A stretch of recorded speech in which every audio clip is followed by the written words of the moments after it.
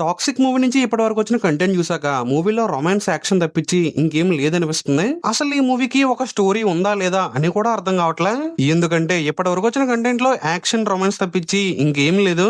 అసలు గీతూ మోహన్ దాస్ గారు ఏం సినిమా తీసారో ఆవిడకే తెలియాలి. అసలు యష్ గారి KGF 2 మూవీ రిలీజ్ అవ్వి 4 years అయింది. ఇక టాక్సిక్ మూవీలో ఆయన లుక్స్ గానీ ఆయన క్యారెక్టర్ గానీ సేమ్ KGF లాగానే ఉంది. ఏదో కొత్తగా రొమాన్స్ యాడ్ చేసారే తప్పించి రిమైనింగ్ అంతా సేమ్ టు సేమ్ రాకీ లాగానే ఉంది. అసలు ఈ మూవీ నుంచి ఇప్పటిదాకా వచ్చిన కంటెంట్ చూసాక అసలు ఈ మూవీలో విలన్ ఎవరు, అసలు ఈ మూవీ పర్పస్ ఏంటి, అంతమంది హీరోయిన్లు ఎందుకు ఉన్నారు ఏం అర్థం కావట్లే. ఇక ఈ మూవీ నుంచి వచ్చిన సాంగ్స్ అయితే ఏదో ఉన్నాయి అంతే తప్పించి ఒక హైప్ లేదు, ఒక మంచి సాంగ్ లేదు. మూవీలో ఏదో ఒక సాంగ్ ఉండాలి కదా అన్నట్టు ఉన్నాయి అంతే. అసలు ఇది పాన్ ఇండియా సినిమా అనే విషయం కూడా మర్చిపోయా సాంగ్స్ చూసాక. ఇక ఇప్పటిదాకా వచ్చిన కంటెంట్ లో ఏమన్నా బాగుంది అంటే అది బ్యాక్గ్రౌండ్ సెట్స్ మాత్రమే.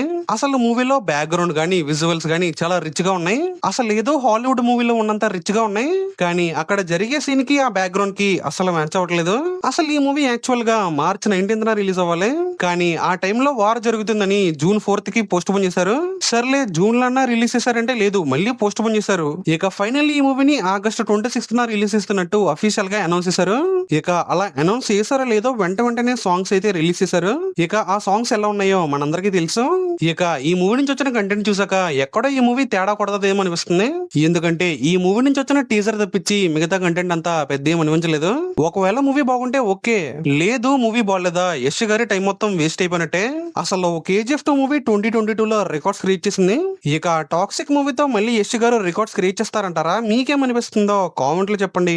అలాగే మా వీడియోస్ మీకు నచ్చినట్లయితే లైక్ చేయండి, షేర్ చేయండి, అలాగే సబ్స్క్రైబ్ చేసుకోవడం మాత్రం మర్చిపోకండి.